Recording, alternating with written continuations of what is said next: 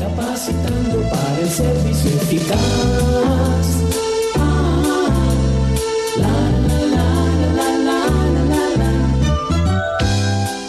Queremos darle la bienvenida a otro estudio en el Instituto Bíblico del Aire. Estos estudios son preparados por el Dr. Dick Goodward y vamos a entrar a una nueva sección, la sección más grande de la Biblia, los profetas, que se divide en dos, los profetas mayores y los profetas menores. Escuchemos más de este estudio en la voz de Heiel Ortiz González.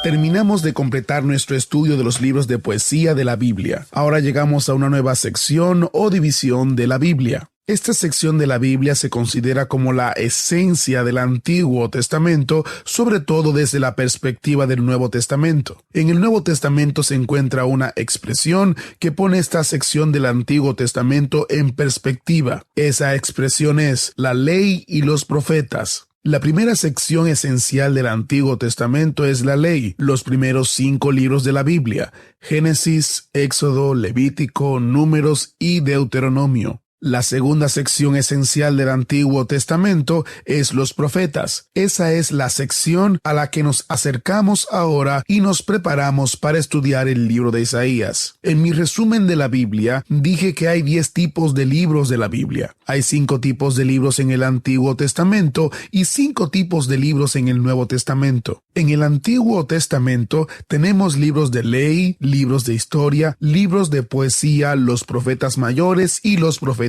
menores. En el Nuevo Testamento tenemos 4 evangelios o biografías de Jesús, un libro de historia, las cartas de Pablo, las cartas generales y un libro profético que es Revelaciones o Apocalipsis. Usted recordará cuando revisamos los libros históricos, dijimos que debe entrelazar los profetas en los libros de historia porque todos los profetas encajan en algún lugar del contexto histórico proporcionado por los libros de historia. Los escribas y rabinos se referían a los libros de poesía como las escrituras para diferenciarse de la ley y los profetas. Sin embargo, la verdadera esencia del Antiguo Testamento es la ley y los profetas. Cuando examiné los primeros 5 libros de la Biblia, les dije que son la piedra angular de la Biblia. Es por eso que pasé tanto tiempo examinando los libros de la ley. A medida que nos acercamos al libro de Isaías y llegamos a los profetas, debemos darnos cuenta que nos estamos acercando a la otra parte esencial del Antiguo Testamento.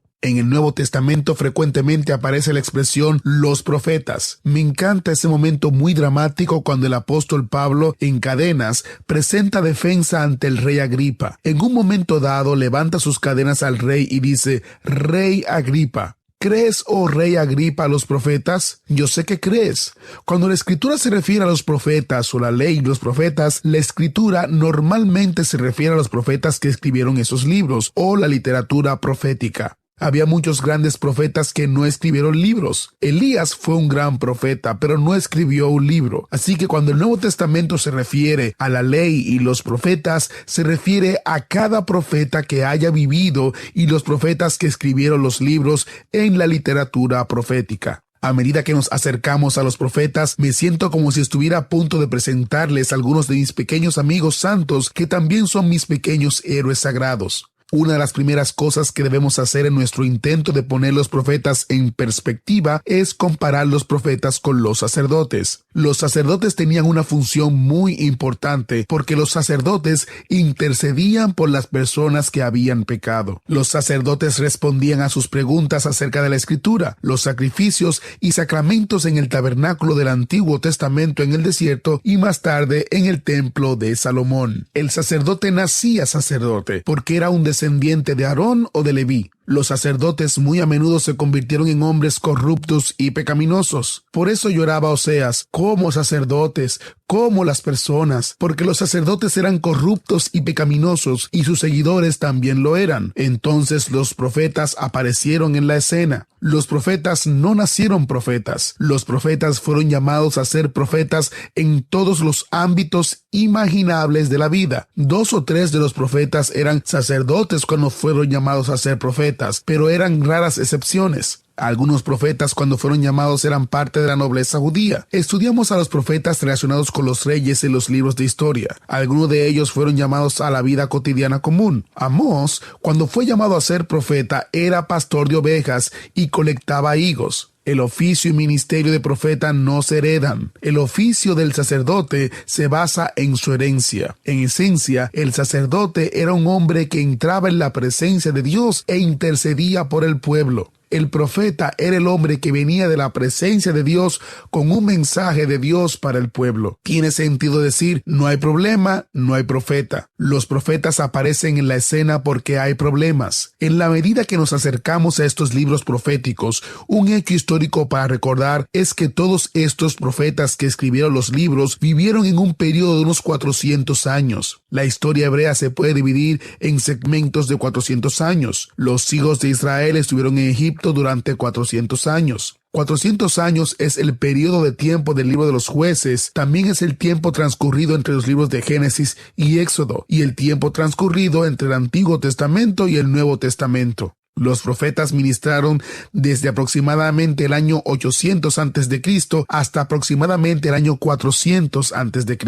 Porque adoraban a otros dioses, el juicio de Dios estaba a punto de caer sobre ellos en forma de la invasión asiria y el cautiverio del reino del norte. Esto fue seguido de casi 100 años más tarde por la invasión de Babilonia y el cautiverio del reino del sur. De los 16 profetas, 3 de ellos ministraban y predicaban después del cautiverio y la restauración y reconstrucción seguida del retorno del pueblo de Dios de la cautividad de Babilonia. La mayoría de estos profetas precedieron a la conquista y cautiverio o ministraban durante la conquista y el cautiverio. Los profetas que precedieron a la cautividad asiria del reino del norte y la cautividad babilónica del reino del sur predicaban esencialmente este mensaje. Si tienen un avivamiento espiritual y sinceramente se arrepienten de su pecado de idolatría, esta invasión asiria y babilónica y los cautiverios no van a suceder. La mayor parte del mensaje de estos profetas cayó en oídos sordos. Su predicación era desconocida e ignorada. Ellos fueron ridiculizados, burlados y a menudo martirizados. Muchos de ellos murieron debido a que predicaban un mensaje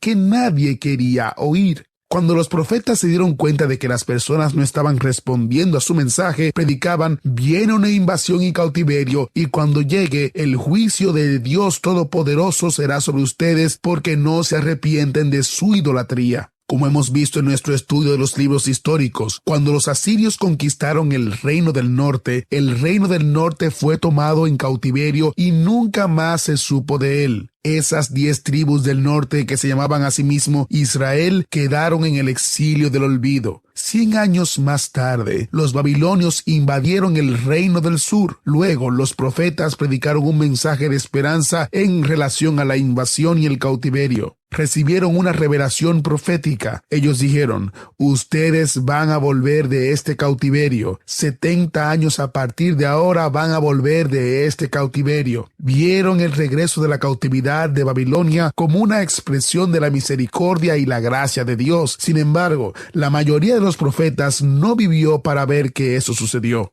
Junto con su llamado al arrepentimiento y avivamiento, anunciaban la justicia social. Los predicadores contemporáneos frente a la justicia social predican sobre pasajes selectos de los profetas, porque los profetas se proclamaban contra las injusticias sociales de su época. Sin embargo, el énfasis principal de la predicación de los profetas no era la injusticia social. La principal preocupación de su predicación era el pecado del pueblo de Dios, especialmente su idolatría. Los profetas predicaban que el juicio de Dios venía a través de estos 2 cautiverios. En el caso de la cautividad de Babilonia, el mensaje del profeta era de misericordia, gracia y esperanza. Otro tema interesante en el mensaje de los profetas es la dispersión del pueblo de Dios a los confines de la tierra. Cuando los profetas predicaban acerca de la dispersión, siempre profetizaban sobre el retorno de esa dispersión. Cuando predican este regreso de la cautividad de Babilonia, entrelazado con esa promesa, muy a menudo se encuentran profecías mesiánicas. Es difícil separar las profecías mesiánicas de las profecías del regreso literal de la cautividad de Babilonia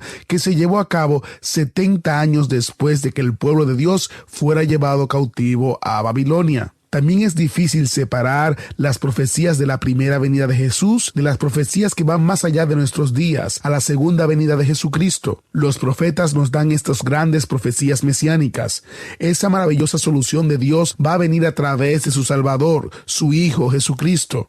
Estos profetas presentan la venida de Cristo en dos advenimientos. La primera venida como el Salvador sufriente, para morir por los pecados del mundo. Pero luego viene otra vez y es lo que llamamos la segunda venida de Jesucristo para poner todas las cosas en orden. La palabra profeta en realidad significa el que habla en nombre de Dios. Por lo tanto, un profeta era un ser a través del cual Dios habló al ser humano. Ese es el significado esencial de la palabra profeta. Estos profetas hablaban por Dios en dos sentidos. En primer lugar, disertaban la palabra de Dios. Esto significa que eran los grandes predicadores de la Biblia. También predijeron los eventos que aún no habían sucedido. El profeta y el sacerdote ambos ministraban la palabra de Dios al pueblo de Dios. Los sacerdotes explicaban la palabra de Dios, enseñaban la palabra de Dios a la gente y daban respuestas a sus preguntas acerca de la palabra de Dios. Los profetas exhortaban a la gente a obedecer la palabra de Dios y aplicar la palabra de Dios en sus vidas. Los profetas a menudo recibían revelaciones proféticas de nuevas verdades, pero en su mayor parte, a partir de Josué, los profetas predicaban la palabra de Dios escrita, que ya había sido dada por medio de Moisés. Por eso digo que Moisés es el gigante entre los profetas, porque Moisés recibió la palabra de Dios que llamamos la ley de Dios o la ley de Moisés. Estos profetas predicaban la ley de Moisés. Una de las bendiciones más grandes que usted puede experimentar como resultado directo del estudio de la Biblia es familiarizarse con todos los libros de la santa e inspirada palabra de Dios. Cuando yo estaba organizando este curso, mi bendición más grande fue cuando me preparé a mí mismo para este estudio sobre los profetas. Estoy muy entusiasmado con lo que estoy aprendiendo en mi preparación para enseñarle los profetas, que no puedo esperar a que la alarma del reloj suene en las mañanas. Lo que encontramos estudiando los profetas es que cuando la obra de Dios en este mundo encuentra obstáculos, Dios levanta un profeta. Una de las funciones principales de tal profeta es anunciar el problema que obstaculiza la obra de Dios hasta que se elimine ese obstáculo. Recuerde, todos los profetas escritores vivieron y predicaron en un período de 400 años de historia hebrea, porque el pueblo de Dios estaba experimentando dos problemas terribles. Número 1, la conquista asiria y el cautiverio del reino del norte, y la conquista de Babilonia y el cautiverio del reino del sur. Los profetas se dirigieron a los dos obstáculos hasta que se resolviera la cautividad de Babilonia y la obra de Dios podría continuar en el mundo. La obra de Dios fue la formación de un pueblo piadoso a través del cual el Mesías y la salvación habrían de venir al mundo. Veamos otra definición de la palabra profeta. La palabra profeta se compone de dos palabras que significa estar delante e iluminar, o para estar delante y para hacer brillar. El profeta se presenta ante la palabra de Dios escrita e iluminaba, la hacía brillar de manera que el pueblo de Dios podía entender la palabra de Dios. Los profetas mostraban al pueblo cómo aplicar la palabra de Dios a sus vidas y exhortaban a la gente a obedecerla. Elías clamó por ese obstáculo del culto a Baal, que estaba bloqueando la obra de Dios hasta que ese problema se resolvió. Los profetas de Baal fueron eliminados. Entonces el poder de Dios en medio de su pueblo empezó a manifestarse y las bendiciones fluían de nuevo. Daniel parece haber sido levantado para trabajar con el pueblo en medio de la cautividad de Babilonia. 70 años después de la cautividad babilónica del reino del sur, que se llamaba Judá, hubo un regreso de ese cautiverio. El pueblo de Judá, a quienes llamaron judíos en ese momento, tenía que saber cómo hacer frente a los 70 años de cautiverio para que Dios pudiera construir su santa nación. Por lo tanto, Dios levantó a un joven llamado Daniel. Dios llamó a Daniel para caminar con el pueblo a través de su cautiverio, para mostrarles cómo hacer frente al cautiverio hasta que terminara la cautividad. Daniel vivió a lo largo de los 70 años de la cautividad de Babilonia. Daniel era un adolescente cuando cayó Jerusalén. Ese adolescente fue levantado por Dios como un profeta para mostrar a su pueblo cómo vivir en Babilonia. Babilonia después se convirtió en Persia. El propósito y la función de Daniel como profeta era mostrar al pueblo de Dios cómo hacer frente a la cautividad hasta que regresaran del cautiverio. Cuando el pueblo de Dios comenzó a reconstruir el templo, tuvieron que hacer frente a una gran persecución. A pesar de que se les dio permiso para volver de su cautiverio y reconstruir su templo, se oponían cuando empezaron a reconstruirlo. Cuando comenzó la persecución, ellos dejaron de trabajar en la reconstrucción. Entonces se distrajeron y estaban preocupados por la construcción de sus propias casas. Esto se prolongó por años hasta que Dios levantó a Ageo. Ageo literalmente predicaba acerca de ese templo. Ageo le predicaba al pueblo: es correcto que ustedes trabajen sus propias casas y vivan en casas con techos artesonados mientras la casa de Dios está en ruinas. Ageo predicó a la gente y los exhortó a volver al trabajo de reconstrucción del templo de Dios. Debido a la predicación de Ageo, el pueblo de Dios dejó de construir sus propias casas. Pusieron sus prioridades en orden. Pusieron a Dios primero. Pusieron la casa de Dios primero y en segundo lugar sus propias casas. Entonces el trabajo de Dios se puso en marcha de nuevo y Ageo se alejó de la escena. Ese fue el propósito y la función de Ageo. Un adolescente una vez me preguntó: ¿una epístola es la esposa de un apóstol? Suena como si una epístola debe ser la esposa de un apóstol. Una epístola es una carta escrita por un apóstol. En el Nuevo Testamento, la obra de Dios es la construcción de la iglesia de Cristo. Cuando surgen problemas que obstaculizan la obra de Dios, la iglesia de Cristo, Dios levanta a un apóstol que escribe una epístola. ¿Cuál es la finalidad de esta epístola de los apóstoles? El propósito de la epístola de un apóstol es denunciar los obstáculos, problemas que detienen la construcción del edificio que es su iglesia, hasta que el obstáculo o problema sea eliminado y la obra de Dios pueda continuar.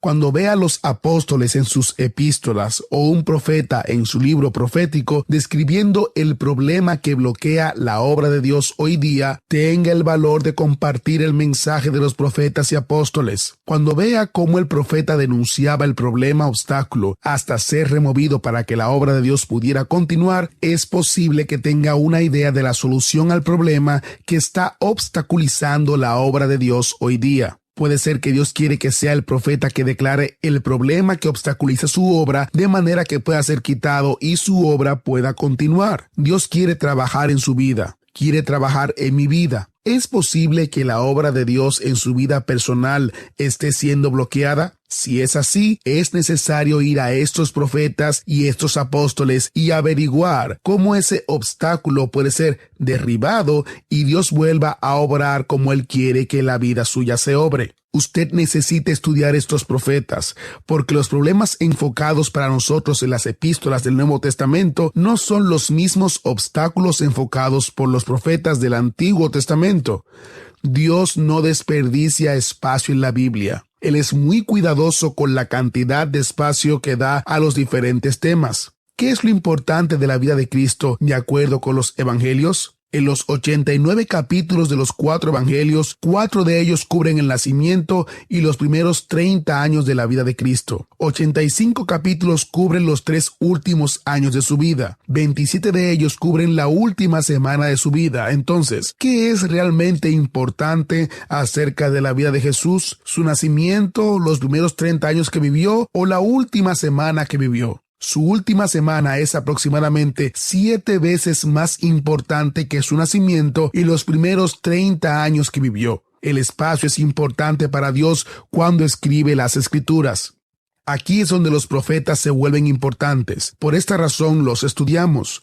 Los libros proféticos constituyen la mayor parte de la Biblia. Hay más capítulos y versículos de la sección de la Biblia que estamos estudiando ahora que en cualquier otra parte de la Biblia. La gente probablemente sabe menos acerca de los profetas que cualquier otra parte de las Escrituras. Sin embargo, hay más espacio, más capítulos y versos en esos libros proféticos que en cualquier otra parte de la Biblia. Tengo que decir algo sobre la perspectiva histórica en lo que concierne a los profetas. He mencionado esto muchas veces. Cuando usted examina la Biblia, tiene un tremendo desafío cuando intenta organizar la Biblia cronológicamente. Los libros de la Biblia no están organizados según el momento en que fueron escritos. Su colocación en la Biblia se basa en su contenido. Esto es cierto para toda la Escritura. Es un gran reto cronológico. ¿Cuál es la cronología histórica cuando lee los profetas? ¿Dónde encajan los profetas en los libros históricos? ¿Y cuál es el orden cronológico en que vivieron, predicaron, sufrieron y murieron estos profetas? Usted tiene que trabajar en eso. Voy a tratar de darle un poco de perspectiva histórica en la medida que desarrollamos nuestro estudio. No soy un erudito y esto no es un curso académico. Soy solo un dulce pastor de ojos marrones. No estoy tratando de darle un enfoque académico a esto. Yo no quiero cargarlos con la historia y sobre todo con las fechas. Sin embargo, si usted quiere saber lo que estos profetas están hablando, si quiere entender lo que está en sus corazones, solo tiene que conocer algunos datos históricos. Usted tiene que saber acerca de las 2 invasiones, los 2 cautiverios, la invasión de los asirios y la cautividad asiria del reino del norte, y la invasión babilónica y el cautiverio del reino del sur. Los profetas estaban muy preocupados por esas 2 invasiones y cautiverios. Como los profetas expresaban su preocupación, tenían mucho que decir acerca de 4 ciudades que fueron derribadas. ¿Usted ha oído hablar del libro Una historia de 2 ciudades? Tiene sentido en que esta literatura profética podría haber sido titulada Una historia de 4 ciudades. Los 2 reinos que invadieron los reinos del norte y el sur tenían las ciudades capitales.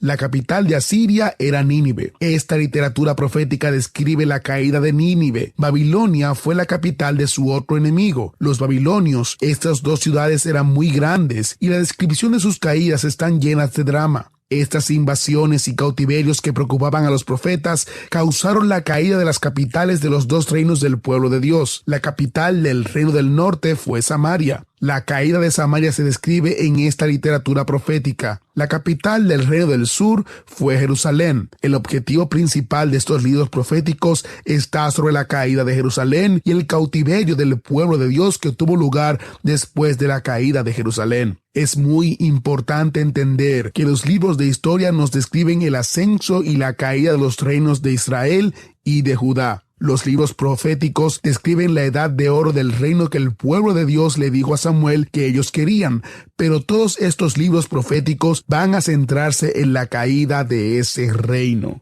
Permítame decir una vez más que todos estos profetas escritores vivieron en el período de 400 años de historia hebrea. Todos ellos predicaron durante la edad oscura del pueblo de Dios, cuando el reino del norte de Israel y el reino del sur de Judá fueron conquistados y esclavizados. Para terminar, recuerde al leer estos textos proféticos buscar la aplicación devocional del mensaje que fue predicado por cada profeta. Conozca a los profetas. Ellos le enseñarán tanto por su vida como por sus mensajes. Así, en la medida en que lee cada profeta, trate de llegar a conocerlo y luego pregúntese exactamente acerca de qué predica. En la medida en que cada profeta predica su mensaje, busque el problema que obstaculiza la obra de Dios y la forma en que fue eliminado como resultado directo de la predicación de los profetas. ¿Hay obstáculos en su vida, en su familia, en su iglesia? Al estudiar los profetas, veremos cómo Dios puede levantar un profeta para desafiar a su pueblo a superar estos obstáculos. Comprométase ahora a estar con nosotros cada día en nuestro estudio de los profetas. Hasta que nos volvamos a encontrar en un próximo estudio, permanezca fuerte en su fe y comparta las buenas nuevas con todos. Ahora le invitamos a que descargue gratis los materiales que acompañan a esta serie de estudios. Visite nuestra página en internet transmundial.org/IBA transmundial.org/IBA o escriba al correo electrónico iba@transmundial.org. info@transmundial.org. Que Dios le bendiga y hasta nuestra próxima clase.